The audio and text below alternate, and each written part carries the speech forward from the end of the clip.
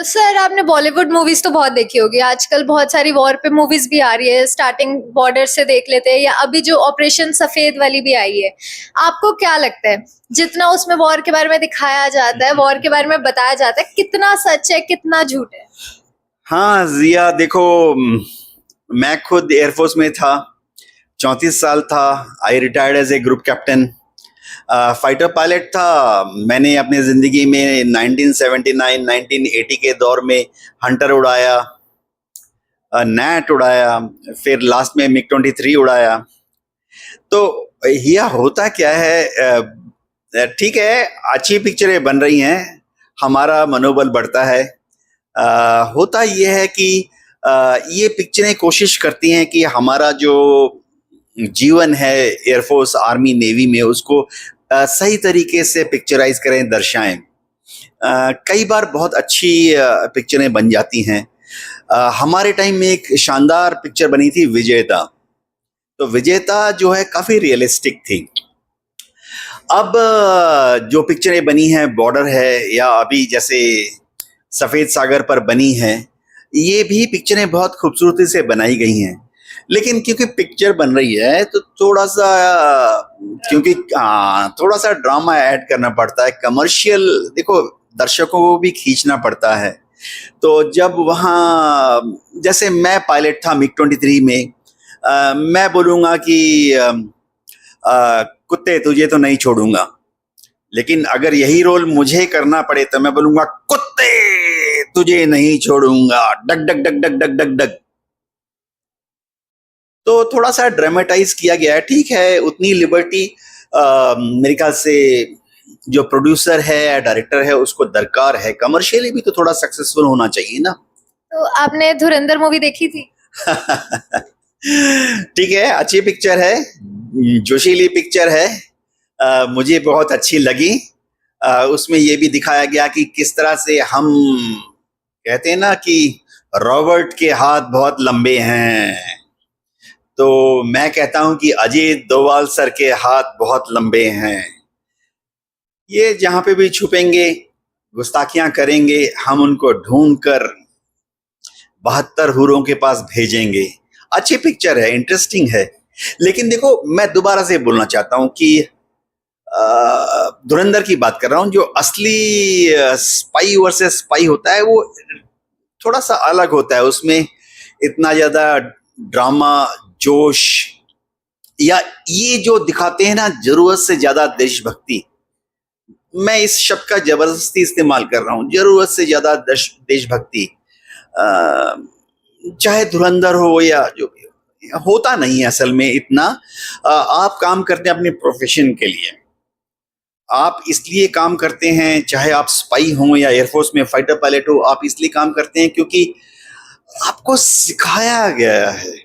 सामने एक दुश्मन, एक गोली, सिखाया गया है। तो देखो, दर्शकों को दुख नहीं होना चाहिए सुनकर। 90% होता है professionalism, because you have been train to do that, and 10% होता है देशभक्ति। बट ऐसा नहीं होना चाहिए, आई फील लाइक। हाँ, देखो, since you are a young person, देखो, देशभक्ति से फौज नहीं चलती है। समझो कल हमें श्रीलंका में भेजा गया, एलटीटी को 1987 1989 में श्रीलंका में इंडियन आर्मी एयरफोर्स को डिप्लॉय किया गया। वहां देशभक्ति काम में नहीं आएगी। अब अमेरिका दुनिया भर में अपनी फौज को डिप्लॉय करता है। कल समझो हमें डिप्लॉय कर दिया गया देश से हजारों किलोमीटर दूर, एक ऐसे दुश्मन से लड़ने के लिए जिसका कि देशवासियों ने शायद नाम भी नहीं सुना होगा। तो वहां देशभक्ति हर जगह फिट नहीं होती है। मैं आपको एक क्लासिक एग्जांपल देता हूं। कई बार फौज का इस्तेमाल भारत के अंदर भी तो जरूरत पड़ सकती है ना। कल भगवान ना करे नॉर्थ ईस्ट में कुछ हो जाए, naxalite movement out of control हो जाए उग्रवादियों का। पंजाब में एक बार ऐसा हुआ था, बहुत दुख के साथ इंडियन आर्मी को मत्था टेक कर अमृतसर में जाना पड़ा। अब वहां पर देशभक्ति नहीं काम करेगी, जब आप नक्सल ऑपरेशंस में हैं, समझिए कल एयरफोर्स को ही बोला जाता है कि उग्रवादियों के खिलाफ अटैक हेलीकॉप्टर का इस्तेमाल करो। पाकिस्तान एयरफोर्स तो अपने फाइटर विमान JF-17 का इस्तेमाल करके पाकिस्तान के अंदर ही युद्ध कर रही है BLA के साथ, अपने ही लोगों के साथ युद्ध कर रही है, अपने ही लोगों के ऊपर बॉम्ब गिरा रही है बलूचिस्तान में। तो वहां पे ना फैक्टर देशभक्ति का नहीं है। तो हमें सिखाया जाता है कि देशभक्ति ठीक है, लेकिन प्रोफेशनलिज्म हमारे लिए टारगेट क्या है?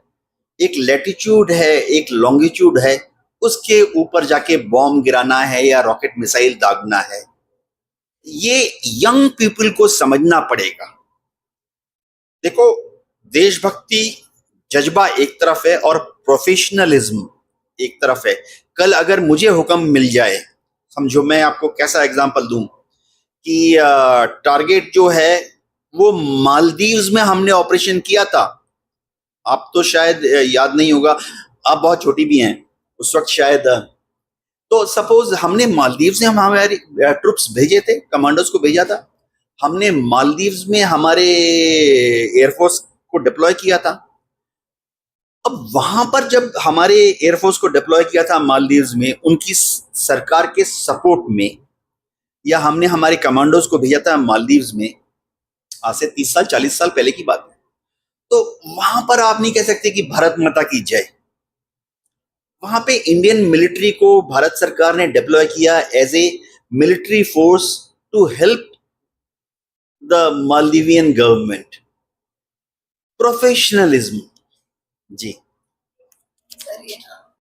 तो सर कारगिल वॉर के बारे में कुछ बताइए। देखो, कारगिल वार हुआ 1999 में, तो तब तक मेरा कमीशनिंग तो 1979 में हो गया था, तो कारगिल वार तक मेरी 20 साल की नौकरी हो चुकी थी और मैं बहुत सीनियर हो चुका था। तो आमतौर पे जब 1999 में हुआ तो बताना चाहता हूं कि मैं तब ईस्टर्न एयर कमांड में डिप्लॉय था। ईस्टर्न एयर कमांड में मैं हेडक्वार्टर्स में स्टाफ अपॉइंटमेंट में था, यानी मेरा काम, देखो एयरफोर्स में क्या होता है, जो पायलट कॉकपिट में बैठते हैं ना, जो फाइटर विमान लेके ऑपरेशन में जाएगा, जैसे MiG-23 मेरा लास्ट एयरक्राफ्ट, कारगिल में MiG-23 उड़ाया गया, तो वहां पर कौन जाते हैं? यंग फ्लाइट लेफ्टिनेंट 5 साल की सर्विस वाले, यंग स्क्वाड्रन लीडर 10 साल की नौकरी वाले, यंग विंग कमांडर 15 साल की नौकरी वाले। 20 साल की नौकरी में जैसे ग्रुप कैप्टन है, तो उनका काम तब कॉकपिट में बैठ के दुश्मन के ऊपर बॉम्ब गिराना या रॉकेट फायर करना नहीं होता है। 20 साल की सर्विस में क्या होता है, you are at a much higher pedestal, आप हेडक्वार्टर में बैठते हैं और आप देखते हैं कि अच्छा कारगिल का युद्ध हो रहा है, नेफा में हो सकता है, तवांग में हो सकता है, अक्साई चीन में हो सकता है एक्शन। उसके लिए दक्षिण भारत से रिसोर्सेज कैसे मोबिलाइज किए जाएंगे। हमारे फाइटर स्क्वाड्रन तो पूरे इंडिया में है, तो अच्छा एक्शन तो समझो अक्साई चीन में हो सकता है या तवांग के पास हो सकता है, लोंगजू में हो सकता है। तो गुजरात के फाइटर स्क्वाड्रन को खींच के लाओ, राजस्थान के फाइटर स्क्वाड्रन को खींच के लाओ, उनको पोजीशन करो अंबाला में, उनको पोजीशन करो हाशिमारा में, उनको पोजीशन करो असम में जोरहाट में। पोजीशन करने के बाद obviously you have to organise bombs, missiles, rockets, intelligence for them. तो हेडक्वार्टर में बैठ के 20 साल मेरी तब सीनियरिटी हो चुकी थी और ग्रुप कैप्टन सीनियरिटी के लोग ऐसा वाला काम करते हैं। लेकिन मैं कह सकता हूं जोश था, जज्बा था। मैं फिर से कहूंगा कि रिसोर्स मोबिलाइजेशन करना पड़ता है, जो मिडिल लेवल या हायर लेवल पर मैनेजमेंट में है एयरफोर्स में, बहुत प्रोफेशनलिज्म की दरकार पड़ती है। तो मैं उस वक्त जब भी किसी यूनिट को जाता था, हमें टूर में भेजा था, इंस्पेक्शन में भेजा जाता है। तो यंग ऑफिसर्स को मैं बार बार ब्रीफ करता था, 5 साल की नौकरी, 10 साल की नौकरी, 15 साल की नौकरी। देखो, अगर तुम्हें लॉन्च किया गया एलएसी की तरफ, तिब्बत की तरफ, तो जोश के साथ होश अपने हाथ में रखना। इतना भी जोश मत दिखाना, एक्स्ट्रा देशभक्ति मत दिखाना कि तुम्हारा हवाई जहाज भी शॉट डाउन हो गया, तुम भी शॉट डाउन हो गए। यंग ऑफिसर्स के दिमाग में बार बार ग्रिल करना पड़ता है, मेरे जैसे जो थे तब 20 साल 25 साल की सीनियरिटी, कि हवाई जहाज की कीमत 500 करोड़ रुपए है। तुम्हारी ट्रेनिंग 5 साल लगे हैं, 5 करोड़ रुपए सरकार खर्च कर चुकी है तुम्हारी ट्रेनिंग पर।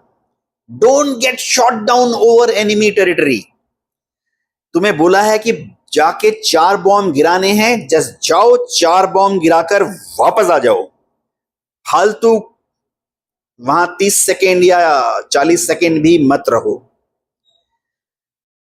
ये यंग ऑफिसर्स को बार बार बताना पड़ता है, क्योंकि यंग ऑफिसर्स में जोश बहुत ज्यादा होता है, जरूरत से ज्यादा होता है, और उनको ये ख्याल नहीं रहता कि 500 करोड़ का जहाज शूट डाउन हो गया तो उसका रिप्लेसमेंट नहीं है। देखो, एक फाइटर स्क्वाड में 18 फाइटर होते हैं। अगर आज मूंछ का ताव देकर एक शूट डाउन हो गया, कल एक और बंदे ने, यंग पायलट ने ज्यादा जोश दिखाया, वो भी शॉट डाउन हो गया। तो ऐसे तो हर रोज अगर एक एक जहाज गिरेगा, 18 दिन के बाद तो उस स्क्वाड में जहाज ही नहीं बचेंगे। सिर्फ कमांडिंग ऑफिसर होगा, उसकी कार होगी और उसकी मूंछ होगी। तो इसीलिए मेरा एक काम ये भी था, यंग ऑफिसर्स को बोलना, जो काम तुम्हें दिया जाएगा उसको जाओ करके तुरंत वापस आ जाओ, इधर उधर देखने की जरूरत नहीं है।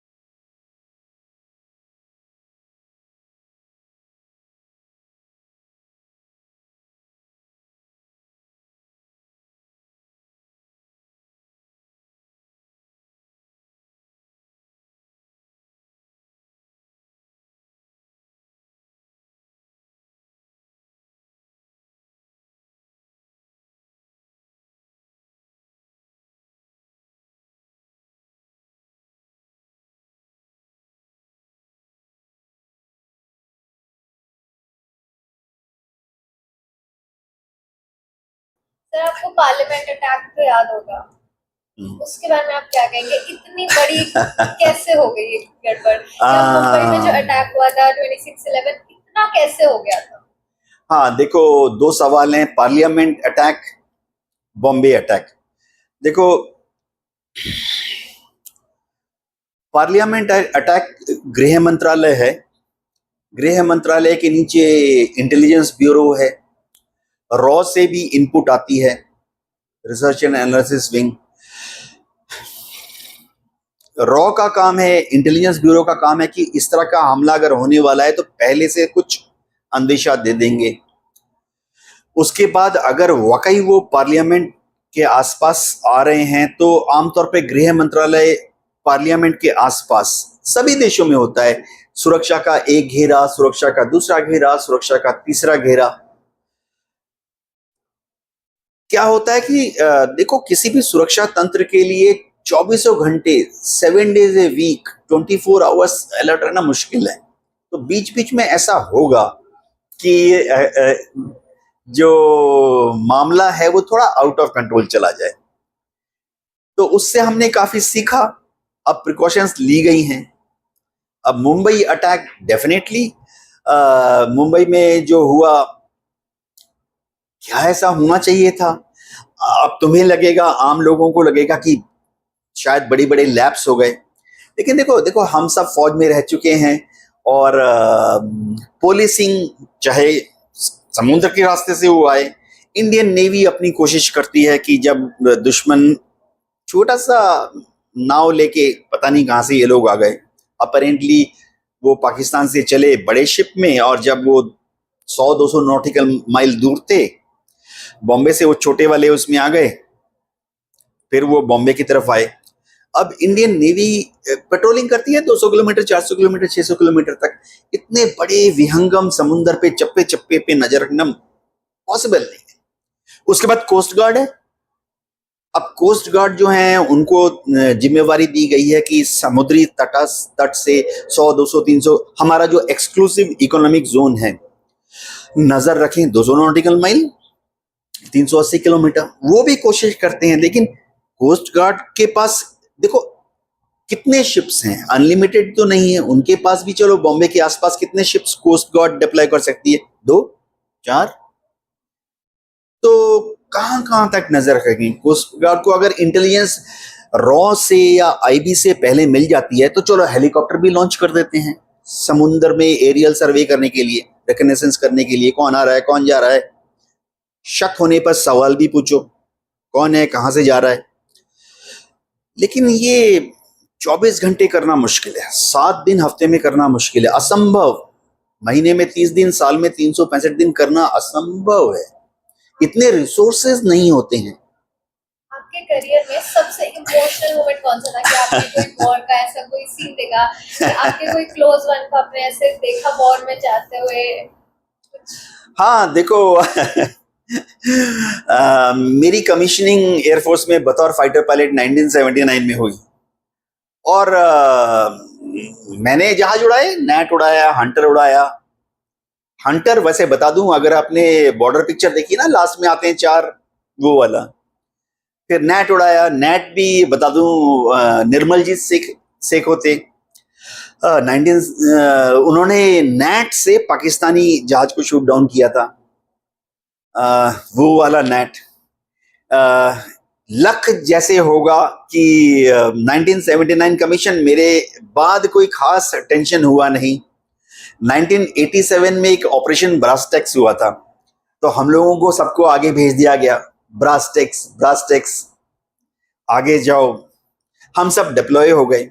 इंडियन एयरफोर्स ने भी हमें डेप्थ यानी पीछे से, मध्य भारत से पश्चिमी भारत में, बोला तो राजस्थान, गुजरात में डिप्लॉय कर दिया गया। चलो बता ही देता हूं, सीक्रेट नहीं है। हम लोग अपने MiG-23 को लेके डिप्लॉय हो गए जैसलमेर में, लेकिन उसके बाद कुछ खास हुआ नहीं। लेकिन एक चीज बताना चाहता हूं इंटरेस्टिंग, क्योंकि तुमने एक पॉइंटेड सवाल पूछा है।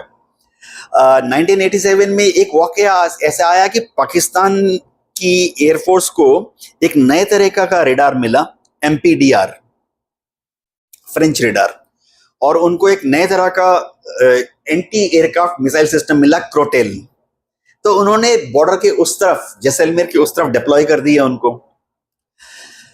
अब कहां पर हैं हमें पता नहीं था, तो आदेश आया एयर हेडक्वार्टर से, कमांड हेडक्वार्टर से, पता करो ये लोग कहां पर हैं। तो हमारे पास इलेक्ट्रॉनिक वॉरफेयर एयरक्राफ्ट होते हैं, ट्रांसपोर्ट विमान, वो बॉर्डर के इस तरफ उड़ते हैं,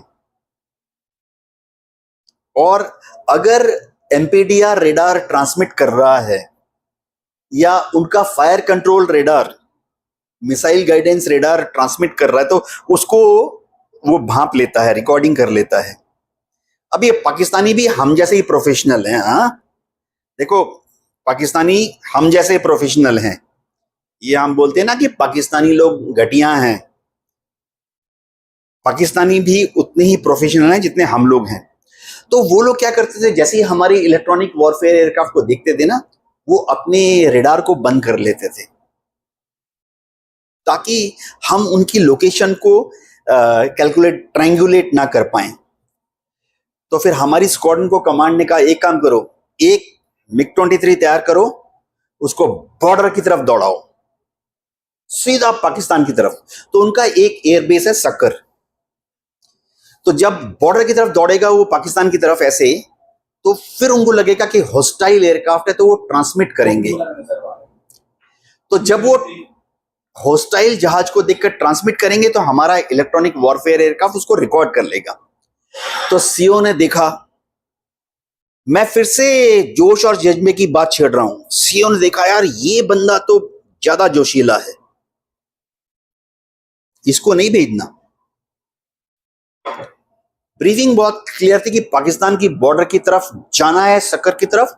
बॉर्डर में ऑन द स्पॉट, जैसे आप बॉर्डर में हो उसके 15 सेकंड पहले आपको एक वापस यू टर्न करके वापस आ जाना है। सीओ ने देखा यार ये भी ज्यादा जोशीला है, इसको भी नहीं भेजना। उन्होंने कहा यार कौन ऐसा यंगस्टर है, कौन ऐसा बच्चा है जो कि थोड़ा कूल टाइप है। तो सीओ ने मेरी तरफ देखा, यार ये ठीक ही है, लेवल हेडेड बंदा है। तो I was selected by commanding officer कि ठंडे दिमाग वाला आदमी है, ज्यादा एक्स्ट्रा जोश नहीं दिखाएगा, पाकिस्तान के अंदर 30 सेकंड एक्स्ट्रा नहीं जाएगा। तो वहां पर एक एरिया है तनोद घुटारू, वहां से स्टॉप वॉच ऑन करना था, और आगे जाकर सक्कर की तरफ जब स्टॉप वॉच दिखाए 2 मिनट 13 सेकंड वापस आ जाना है। तो मैं गया तनोद घुटारू, स्टॉप वॉच चालू किया, 2 मिनट 13 सेकंड वापस आ गया। एक्साइटमेंट देखो, जब मैं जा रहा था तो उन्होंने देखा हॉस्टाइल, यानी एक MiG-23 पाकिस्तान की दिशा में जा रहा है, low level, high speed 1200 kilometre. उन्होंने अपना रेडार ऑन किया, और MiG-23 में ना डिवाइस होता है, we have a RWR, radar warning receiver, SPO-10 Russian equipment. वो दिखाता है पुंप पुंप पुंप पुंप उसमें लाइट, कि कहां से मिसाइल आ सकता है, कहां से रेडार की तरंगे आ रही हैं दुश्मन की, और कान में ना सुनाई देता है पुंप पुंप पुंप पुंप पुंप। तो इसके पहले कि वो लॉक ऑन करें, लॉक ऑन करने पे कान में ऐसी आवाज आएगी, पुंप पुंप पुंप पुंप पुंप पुंप पुंप पुंप पुंप पुंप पुंप। तो दिल की धड़कन बढ़ जाती है।